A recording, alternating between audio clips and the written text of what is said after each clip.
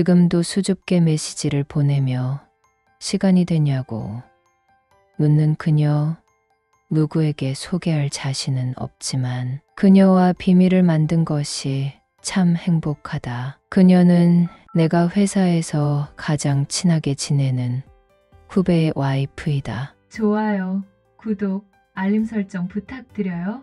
나는 대학을 졸업하고 인턴으로 일하기 시작한 회사에서 일하고 있다. 친하게 지내던과 후배도 같은 회사에서 일하고 있다. 후배 부인은 요즘 내게 무척 중요한 사람으로 자리매김했다. 이 일은 아무도 모르고 있다. 그녀의 이름은 주희인데 대학교 때 사귀었던 여성과 이미지가 비슷했다. 한참 잘 사귀다가 여자친구가 유학을 떠나는 바람에 어쩔 수 없이 이별하고 말았고 그 이후로 여자친구를 만들지 못했다. 보통 키에 날씬한 몸매, 뽀얀 피부에 잡티 하나, 얼굴 밝은 미소를 가진 주희 씨를 처음 보게 된 것은 후배가 여자친구가 있다며 소개해준 날이었다. 후배는 회사에 입사하기 전 환승이별을 당했다며 슬퍼했다. 딱히 소개해줄 여성이 없어 답답했는데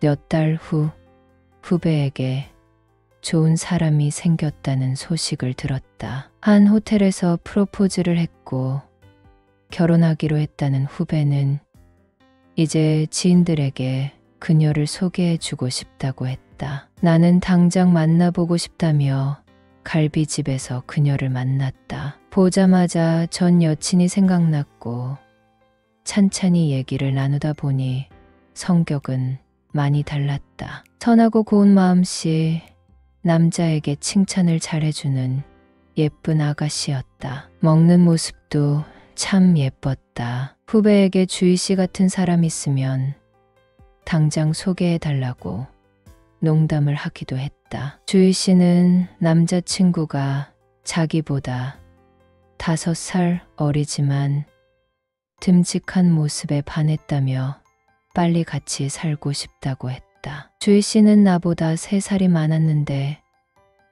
그동안 회사 일에 치여 연애도 제대로 못 해봤다고 했다. 나는 주희 씨에게 인물이 이렇게 좋은데 사람들이 주희 씨를 가만두지 않았을 것 같다고 했다. 주희 씨는 자기는 보기보다 까칠한 사람이라 접근하는 사람이 없었다며 웃었다. 어려운 질문에 현명하게 대답하는 주희 씨는 정말 매력적인 여자였다. 주희 씨는 이제 결혼하면 1년간 재택근무하게 되었다며 출퇴근 준비는 안 해도 된다며 웃어 보였다. 후배는 많은 사람들의 축하 속에 결혼을 했다. 우리 회사는 규모가 작아서 회식을 할 때 전 직원이 같이 한다. 저녁 식사 후 노래방을 갔다가 후배가 만취하는 바람에 택시를 잡아 타고 후배의 집으로 향했다. 집에 다 올 무렵 잠들었던 후배는 정신이 들었고 전에 만났던 영호 선배와 집에 들어갈 것이라고 전화를 걸었다. 오늘 기분이 너무 좋은데 가능하면 집에서 얘기 좀 더 하고 싶으니 알아서 준비해 달라고 했다. 그리고 이대로 헤어지기는 아쉬우니 한잔할 수 있도록 준비해 달라고 했다. 곧이어 후배네 집에 도착했다. 갑자기 찾아와서 미안하다고 인사를 건네자 주희 씨는 영호 선배가 오시는 건 언제나 환영이라며 부담 없이 놀다 가라고 했다. 나는 거실에 주희 씨가 차려놓은 술상에 놀라고 말았다. 맥주에 마른 안주를 차려놨고 스마트 TV에 유튜브를 틀어놓은 상태였다. 오늘 회식 자리가 아쉬웠으면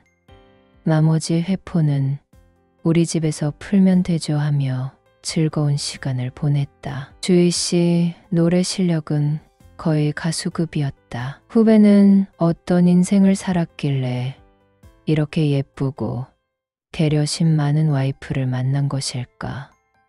부러우면 지는 건데 솔직히 후배가 위대해 보이기까지 했다. 나도 앞으로 주희 씨 같은 여자를 만나 결혼하고 배우자의 지인과도 잘 어울려 지내고 싶다는 생각을 하게 되었다. 주희 씨는 알고 보니 술자리를 무척 좋아한다고 했다. 우리가 회식한 날 맥주를 마실까 말까 고민하고 있었는데 남편 전화를 받으니 갑자기 텐션이 올랐다고 했다. 술에 취한 후배는 주희 씨가 일도 잘하고 살림도 잘한다며 1등 신부라고 엄지손가락을 축혀 세웠다. 후배는 자기 집을 공개했으니 심심한 날에 혼자 집에 있지 말고 셋이서 즐거운 시간을 보내자고 하면서 집으로 자주 초대했고 나는 맥주나 디저트를 사서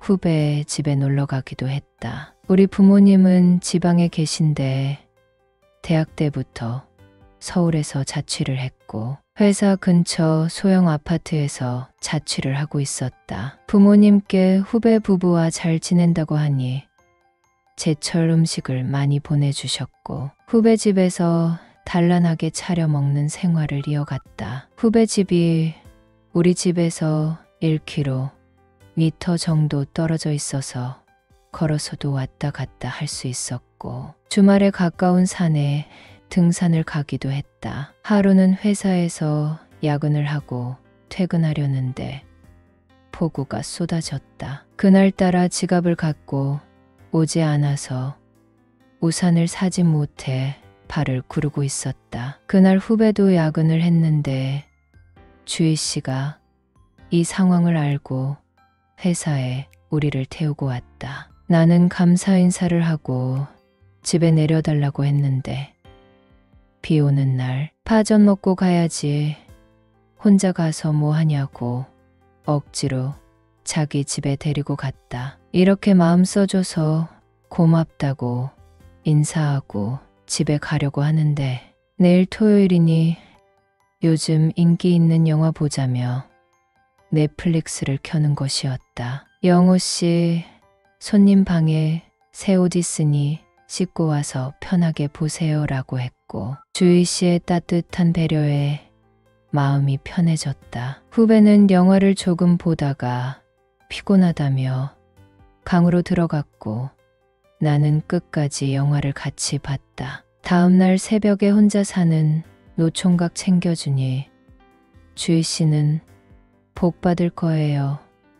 까고 쪽지를 써놓고 집에 돌아왔다. 그리고 한 달 뒤 주희 씨가 임신했다는 소식을 들었다. 그러나 2주 후에 안타까운 소식을 들었다. 아이의 심장이 뛰지 않는다는 것이었다. 아직 젊은 나이니 다시 임신할 기회가 많을 거라며 후배 부부를 만나 보양식을 사줬다. 안타깝게도 주희 씨의 밝았던 얼굴을 찾아볼 수 없었다. 그리고 한동안 주희 씨의 얼굴을 보지 못했다.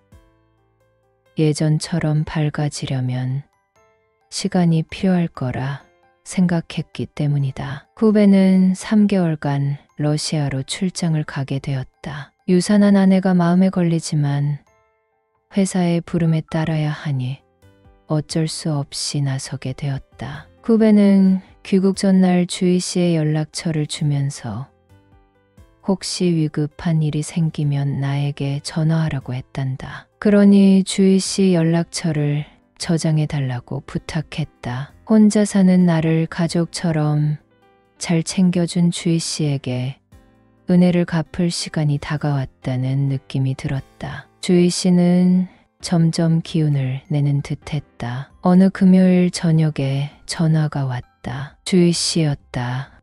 무슨 긴급한 일이 있나 싶어 가슴이 철렁 내려앉았다. 토요일에 조조 영화 보실래요?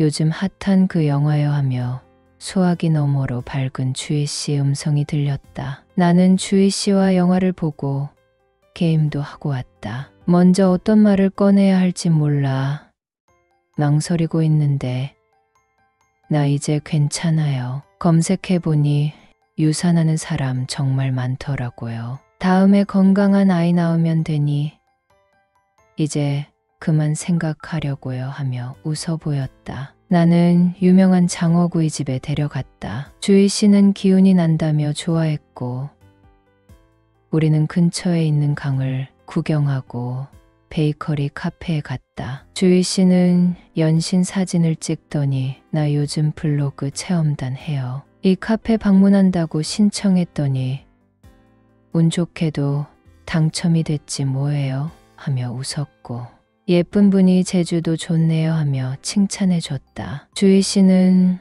오늘 일은 남편에게 얘기하지 말아 달라고 했고 나는 그 의미가 뭔지 알아차렸다. 그리고 우리는 그날 즐거운 시간을 보냈다. 이러면 안 되는 걸 알지만 친한 후배의 와이프에게 마음이 가는 걸 억누를 수 없다고 했다. 주희 씨도 마찬가지였다. 우리는 후배가 출장지에서 돌아오기 전까지 종종 데이트를 했다. 한 달 뒤 주희 씨에게 새 생명이 자리 잡았다는 것을 알게 되었고 무사히 출산을 했다. 아이는 엄마를 닮아 너무 예쁜 아들이었다. 나는 카시트를 선물해 줬고 나는 요즘 조카를 보러 주희 씨 집에 자주 놀러 간다. 아이가 예뻐 보이면 결혼할 때가 된 거라던데 주희 씨만큼 예쁘고 상냥한 여성을 만날 수 있을지 모르겠다. 사실 머리로는